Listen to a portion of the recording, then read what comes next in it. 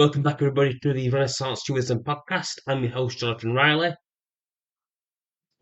In today's episode, I will be discussing the possibility of the Republic of China conquering the People's Republic of China. For people that don't know, the Republic of China ruled mainland China from 1911 until they was overthrown by the Communist Party during the Chinese Civil War from 1927 until 1949, where the Communist China, which became the People's Republic of China, defeated the Republic of China in 1949. And also from 1911 until 1949, China was in a state of civil war and chaos, particularly during the warlord period from 1919 until 1927. This is where China was divided up into various warlords, which was the historical norm of China. During China's long and bloody history, it has only been reunited 3 times. This was first done by the Han Dynasty, that ruled China from 202 BC until 220 AD, where the last Han Emperor was overthrown by the first Emperor of Cao Wei, called Cao Pi, thereby ending the Eastern Han Empire. Also during the Han period, it also saw the destruction of the Western Han Empire, replaced by the Jin Dynasty, which ruled China from 9 AD until it was destroyed in 223 AD, with the restoration of the Han Dynasty, the ruling Lu family, restored to power, and they will continue to rule China from 223 AD until 220 AD, and altogether the Han Dynasty ruled China for 400 years, and that's divided between the Eastern Han Dynasty and the Western Han Dynasty in two different points, because where the capital was. In the Western Han Dynasty, the capital was in the west. In the Eastern Han Dynasty, the capital was in the east. And then from 220 AD, China did reunite again briefly by 281 during the Jin Dynasty, after the Three Kingdoms period era of China ended. But it all happened briefly. Average lifespan for Chinese dynasties was historically 70 years.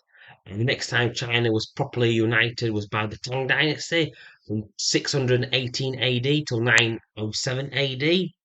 And then they also previously succeeded the Sui Dynasty that ruled from 581 AD to 218 AD, which reunified China after a long period of division, lasting nearly 400 years.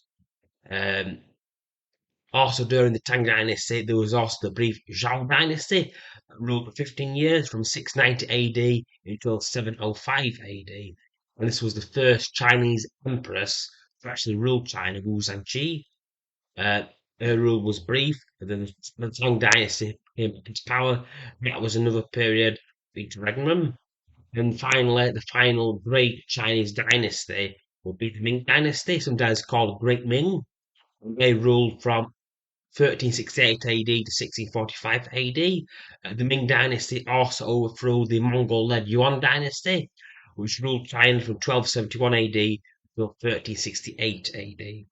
As we've established now, China typically, because China is not a nation state, the Chinese leadership in China, due to the impact of China's 100 years of humiliation from 1839 to 1949, they saw the reason for this national humiliation partly due to the fact that China doesn't have a nation state. It's not a nation state. China is not a nation state. It's a civilization. A civilization nation state and not necessarily compatible. So the way that China's government sees it, they're trying to make itself into a nation state, even though that does not really work for China, I would argue as well. And I also argue that for China, because it's its culture, its legacy, that kind of pursuit was wrong but understandable, because from the Chinese perspective, they're getting beaten up by Western nation state powers. But for China, it was also experiencing a period where the ruling Qing Dynasty, which ruled from 1644 until 1911, was in a period of decline. By the time that Europeans actually became involved with China, in the late 18th, early 19th century. The dynasty was dying, and normally in that kind of period, the dynasty goes through a period of civil war and rebellion, and then the rebellion is typically replaced by a new dynasty.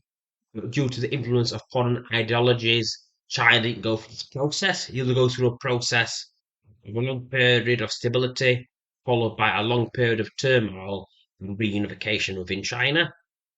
Now, the reason why Taiwan or the Republic of China has to potentially conquer or reconquer mainland China is because Chinese government, now the Communist Party, have made a colossal mistake.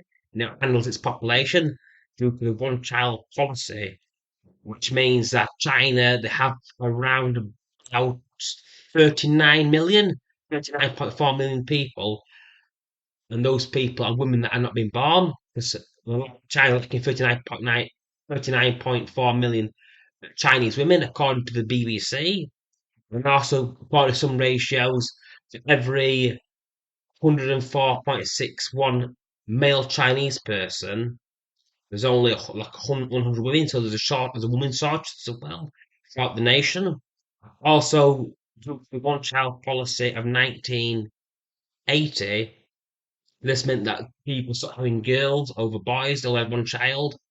So that further created a problem because normal society in normal nations, it's usually a society has 51% female and 49% male. That tends to be the norm, apart from when there's wars or pandemics or diseases that kills one of the genders off more than the other. So that's what normally happens. Now, because of this policy as well, China's got an aging population. They don't have enough young people to care for the elderly. That's going to affect the economy as well. China's population this century will go from 1.4 billion to as low as 500 million by the end of the century. Even some have it below 400 million. That's a disaster for China's population. And as this happens, the state won't be able to collect enough tax revenue. It won't be able to pay for public services, and that's going to lead to internal turmoil and possibly civil war. And the Chinese Communist Party itself potentially dissolve into rival factions. In that kind of environment, it provides opportunity for the Republic of China in Taiwan to actually reclaim mainland China. Could happen in a few decades' time. I think that pretty much covers everything in regard to the argument as well. The only caveat is that typically China is reunited from northern China. A warlord emerges who dominates northern China and then goes off to conquer the rest of China. That's what Mao Zedong did when he redid the Long March in 1927. He moved the communist base from southern China to northern China, and then from conquering the north, subduing the north, he went on to the rest of China as well. So potentially that kind of situation could happen again with a new individual. Could be a communist, could be a return to an imperialist system. But China's historical norm is one of boom and bust, of golden age, then a time of turmoil. So China's in for hard times. They probably won't re-enter another golden age until the 22nd century, but it is something that they're going to have to go through, or which they've gone through before. This has all happened once, and it will all happen again. Thank you for listening. I hope you found this podcast informative, inspirational. Thanks for giving me your time, and for everybody, please take care. Peace out.